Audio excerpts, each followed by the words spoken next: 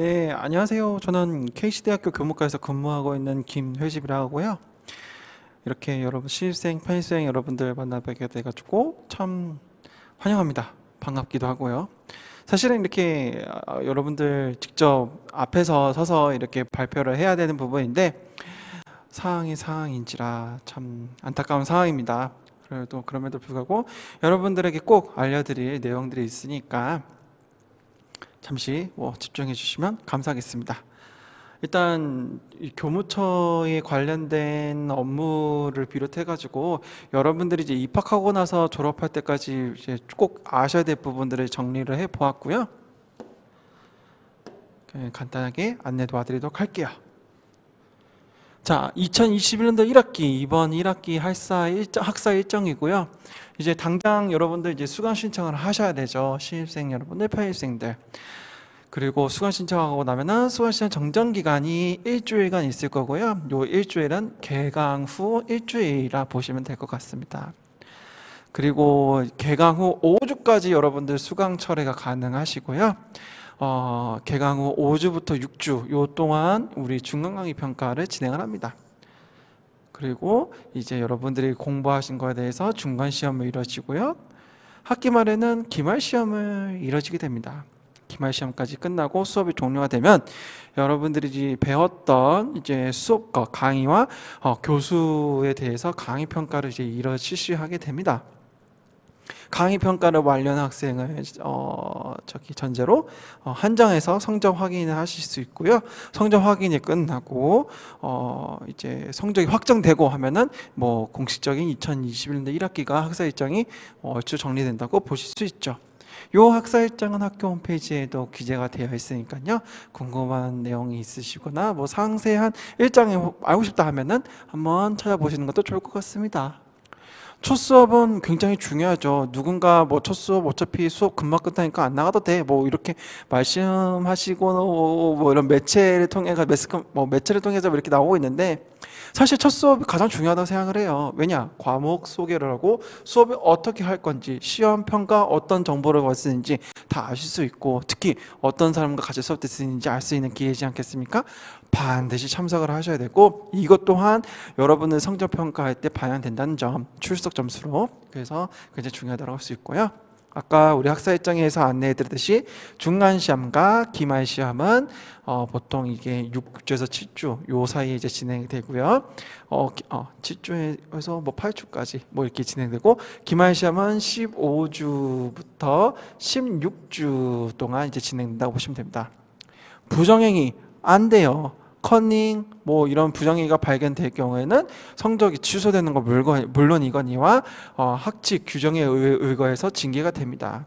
그리고 여러분들 강의 계획서라든지 우리가 사용하고 있는 학습관리 시스템, 즉 LMS에서 시험에 관련된 정보 반드시 확인하셔서 놓치지 않도록 조심을 하셔야겠죠. 교수님이 우리를 이제 성적으로 평가한다면 우리도 교수님과 강의 평가로서 평가를 하실 수 있어요. 그래서 중간 강의 평가 1차적으로 강의 평가를 하고요. 기말 강의 평가에서 2차에 걸쳐 가지고 강의 평가를 진행을 합니다. 강의 평가는 이제 수업 질 개선을 위해서 자료로서 활용이 되고요. 여러분들에게 가장 중요한 성적 열람이랑 이의 신청을 하려면은 이 기말 강의 평가를 이 해당 기간 내에 반드시 해야 성적 열람이 가능하다는 점 여러분들이 반드시 인지를 하셔야 될 것 같아요.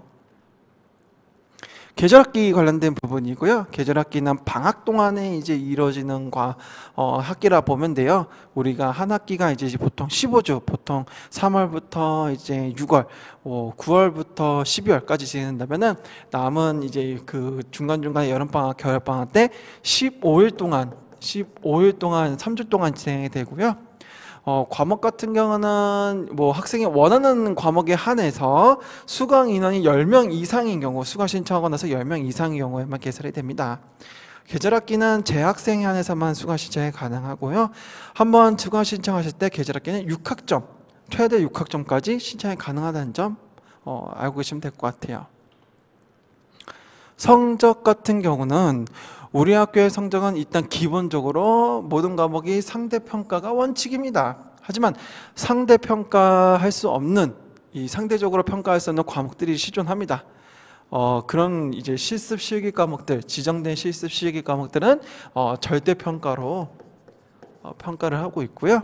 상대평가 등급은 지금 보시는 표와 같습니다. 전공 비율과 교양 비율이 좀 차이가 있는 점이 있고요. 물론 이렇게 최대 뭐 A뿔을 35%, 교양을 30% 줄 수는 있지만 이거는 줄 수 있는 최대한의 맥시멈을 이야기하는 거지. 교수님이 만약에 학업 성취도가 좀 미진해가지고 다 못 줄 것 같아, 역시 가능합니다. 이거는 최대 줄 수 있는 이야기지 반드시 줘야 하는 의무사항이 아니라는 거죠. 요 정도까지 이해하고 계시면 될 것 같고요. 다만 아까 이제 요 표 같은 경우는 이제 평상시에 이제 이렇게 성적이 부여되는데 지금은 이제 코로나19로 인해 가지고 우리가 대면 수업을 진행할 수 없는 상황이지 않습니까? 비대면으로 수업을 진행을 하고 있는데, 그렇기 때문에 2021년도 1학기는 코로나19로 인해 가지고 성적 등급율이 좀 특수하게 적용을 하고 있습니다. 그래서 올 학기 에 국한하여 성적 등급이 A부터 A는 최대 50%까지 줄 수 있고요. B부터 F는 한도가 없습니다. 100% 다 주실 수 있다 라고 보시면 될 것 같아요. 역시 이거는 최대로 줄 수 있는 비율의 의미지, 교수님이 나 50% 다 줘야지 라고 단정하시는 거는 여러분 그렇게 생각하시면 안 될 것 같아요. 주실 수는 있는데 무조건 줄이라는 보장은 없구나 라고 이렇게 보시면 될 것 같아요. 자, 그래서 각 등급별로 점수와 평점 평균이 나오고요. 여러분들이 너 평균 평점 몇 점이야? 한 4.0 정도 돼. 4.2 정도 돼. 이 점수를 나오기 위한 이 등급과 점수를 이제 의미한다고 보시면 될 것 같고요. 과목 중에서 간혹 패스페일 과목들이 있어요. 이런 과목들 같은 경우는 신청학점과 취득학점에는 이제 반영은 되지만 여러분들 성적인 평점 평균에는 반영되지 않는다 라고 보시면 될 것 같고요.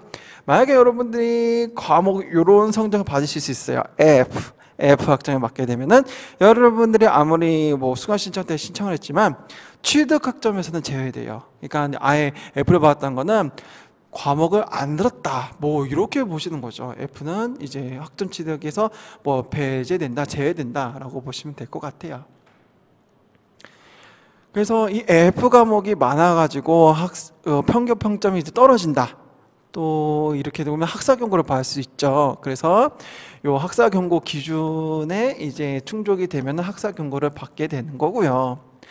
학사 경고를 받게 될 경우는 페널티로서 여러분들이 잔존하고 있는 수강 신청 학점과는 관계없이 무조건 15학점으로 제한이 됩니다. 이 부분 가장 치명적이죠. 그리고 학사 경고자들은 학사 경고자 상담을 반드시 하셔야 되고, 또 대학생과 자기 이해라는 프로그램을 반드시 이수해야 합니다. 그리고 이제 중요한 부분인데, 학사 경고를 3회 이상 받게 될 경우에는 이제 제적할 수 있다. 학교는 이 학생을 제적할 수 있고 학생은 제적 당할 수 있다는 거예요. 제적이 뭐냐? 쉽게 말하면 퇴학 처리된다는 거예요. 그러면 여러분들이 이제 F를 안 받는 게 이제 학사 경고를 받지 말아야 되고, 그러려면 F를 받지 말아야 될 거고, 그러면 어떻게 해야겠어요? 열심히 수업을 듣고 열심히 수업을 들으셔야 시험도 잘 보셔야 되겠죠. 이런 부분이 있으니까 성적 관리 잘 하셔야 됩니다. 자, 다음은 이제 재수강이고요. 여러분들의 성적이 이런 식으로 성적이 좀 저조한 성적을 받았어. C뿔부터 F 성적이라는 이 낮은 점수를 받으실 경우에는 보존할 수 있는 기회를 한 번 더 부여를 하고 있어요. 단 동일 교과목에 한해서만 이제 재수강이 가능하고요. 비슷한 과목이니까 재수강 되지 않을까라고 하시는데 그렇지 않아요. 동일한 교과목을 다시 수강할 경우에만 이제 재수강이 가능하다는 점, 약간 패자부활전이라는 개념으로 볼 수 있겠죠. 재수강은 무한대로 할 수 있는 건 아니고요. 학기당 6학점까지 재수강 신청이 가능하고요. 아까 말씀드렸듯이 기회는 한 번입니다. 제 동일 교과목의 재수강은 한 번까지 신청이 가능하시다는 점. 단 졸업에 필요한 패스페일 과목들이 있어요. 그런 과목 같은 경우는 횟수는 제한이 없습니다. 그리고 아까 제가 F를 받으면은 취득학점으로 치지 않는다고 했잖아요. 그렇기 때문에 필수 과목은 F 성적을 받은 필수 과목은 반드시 재수강을 해야 졸업이 가능하다. 이것도 여러분들이 아셔야 되는 부분입니다. 그러면 재수강 하면은 성적은 어떻게 되나요? 재수강 같은 경우는 최대로 성적 줄 수 있는 건 A0예요. A뿔은 불가능하다라고 보시고요. 그래서 재수강하게 될 경우에는 기존에 성적 낮았던 성적과 재수강을 신청하고 나서 받을 성적 중에 비교를 합니다. 어떤 게 더 높고 낮은 건지 비교를 하게 돼요. 그래서 만약에 재수강한 성적이 높았어, 더 좋게 나왔어, 다행히 성공했지, 그럴 경우에는 재수강 한 학기에 재수강 성적으로 인정이 되고요. 기존에 낮았던 성적은 뭐 취득학점이나 평균 평점에서 제외돼요. 사라지는 거죠. 근데 요번에 재수강 했는데도 역시나 불구하고 뭐 똑같은 성적이 나거나 혹은 더 잘 못 봤어, 성적이 더 나빴어, 이럴 경우에는 지금 재수강 신청한 성적과 학점은 빠지고 기존의 성적만 살아남게 됩니다. 즉 높은 성적만 이제 어떤 이제 둘 중에 어떤 게 높은지 양자택일을 한다는 거죠. 그 점을 이제 인지하시면 될 것 같아요. 그래서 낮은 성적은 이제 취득한 학점에서도 이제 제외되고 평점 평균 했을 때도 역시 제외가 된다라고 보시면 될 것 같아요. 졸업 요건입니다. 여러분들 이제 졸업을 위해서는 신입생과 폐업생들의 이제 졸업을 하기 위해서 이런 조건들이 있고요.